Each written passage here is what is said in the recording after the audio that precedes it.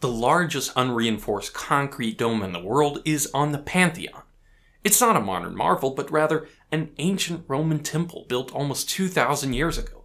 So if concrete structures from the Western Roman Empire can last for thousands of years, why does modern infrastructure look like this after only a couple of decades? Hey, I'm Grady, and this is Practical Engineering. On today's episode, we're taking a look at the factors that affect design life of concrete.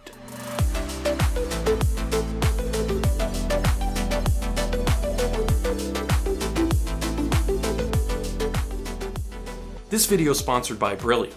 More on that later. If you haven't seen the previous videos in this series about concrete, here's a quick synopsis. We've talked about how concrete's made, why it often needs reinforcement, and how that reinforcement can sometimes lead to deterioration. Concrete reinforced with steel bars is the foundation of our modern society. The reinforcement is required to give the concrete strength against tensile stress. We use steel as reinforcement because of its strength, its similar thermal behavior, its availability, and low cost. But steel has an important weakness: it rusts. Not only does this corrosion reduce the strength of the reinforcement itself, but its byproduct, iron oxide, expands. This expansion creates stresses in the concrete that lead to cracking, spalling, and eventually the complete loss of serviceability, i.e. failure. In fact, corrosion of embedded steel reinforcement is the most common form of concrete deterioration. But it hasn't always been that way. The Romans got around this problem in a very clever way. They just didn't put steel in their concrete. Simple enough, right? They harnessed the power of a few clever structural engineering tricks like the arch and the dome to make sure that their concrete was always resisting compression and never tension, minimizing the need for reinforcement. One of those clever tricks was just making their structures massive, and I mean that literally because the simplest way to keep concrete in compression is to put heavy stuff on top of it. For example, more concrete. We use this trick in the modern age as well. Most large concrete dams are gravity or arch structures that rely on their own weight and geometry for stability. In both gravity and arch dams, the shape of the structures are carefully designed to withstand the water pressure using their own weight. You can see how they get larger the deeper you go. So even with the tremendous pressure of water behind the structure, there are no tensile stresses in the concrete, and thus no need for reinforcement. But lack of steel reinforcement isn't the only potential reason that Roman concrete structures have lasted for so long. Another commonly cited suggestion for the supremacy of Roman concrete is its chemistry. Maybe they just had a better recipe for their concrete that somehow got lost over time, and now those of us in the modern era are fated to live with substandard infrastructure.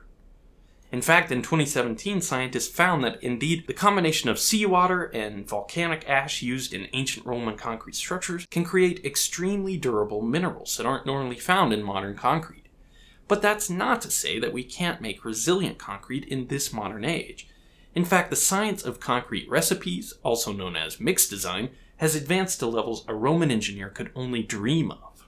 One of the most basic, but also most important factors in concrete's chemistry is the ratio of water to cement. I did an experiment in a previous video that showed how concrete's strength goes down as you add more water. Extra water dilutes the cement paste in the mix and weakens the concrete as it cures. The Romans knew about the importance of this water to cement ratio. In historical manuscripts, Roman architects describe their process of mixing concrete to have as little water as possible and then pounding it into place using special tamping tools. Interestingly enough, we have a modern process that closely mimics that of the ancient Romans. Roller compacted concrete uses similar ingredients to conventional concrete, but with much less water, creating a very dry mix.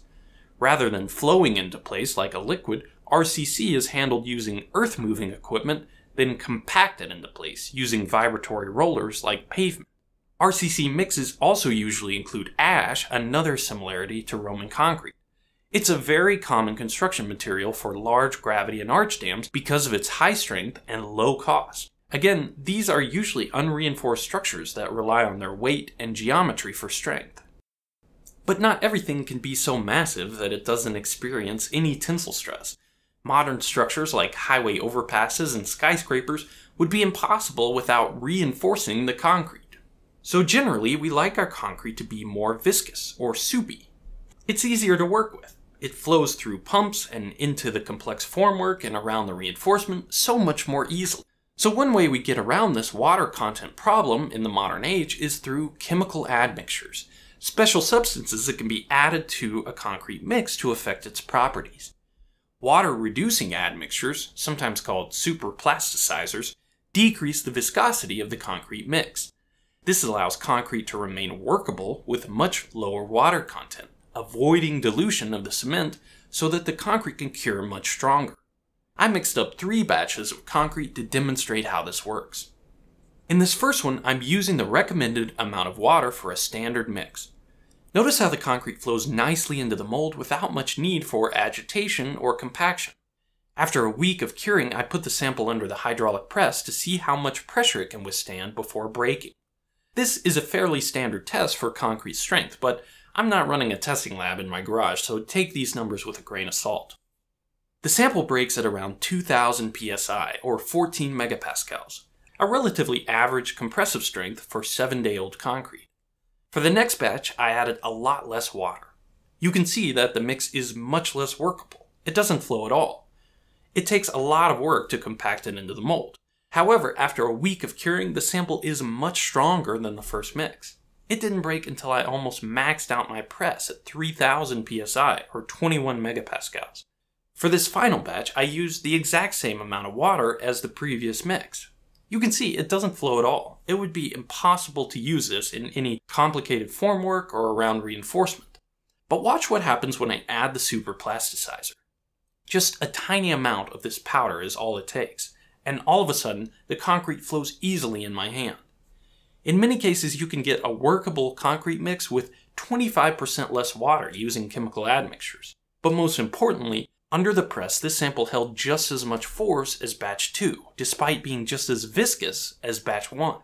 The miracle of modern chemistry has given us a wide variety of admixtures like superplasticizers to improve the characteristics of concrete beyond a Roman engineer's wildest dreams.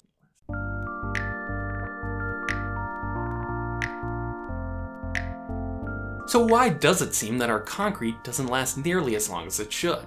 It's a complicated question, but one answer is economics.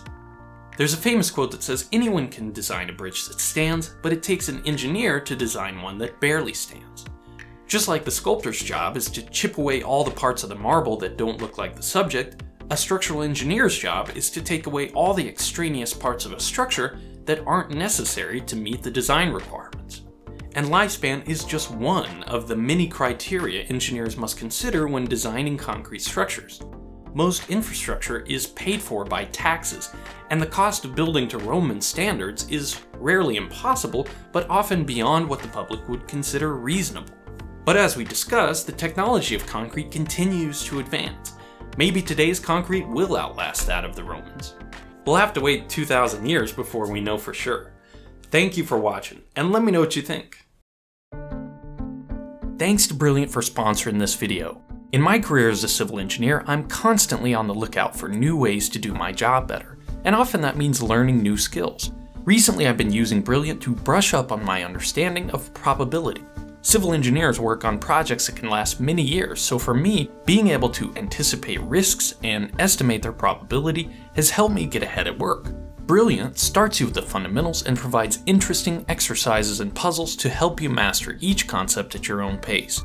I find that I learn best when I can apply the skills immediately, so I love the interactive problems you can work in each lesson. To support this channel, go to brilliant.org/practicalengineering and sign up for free.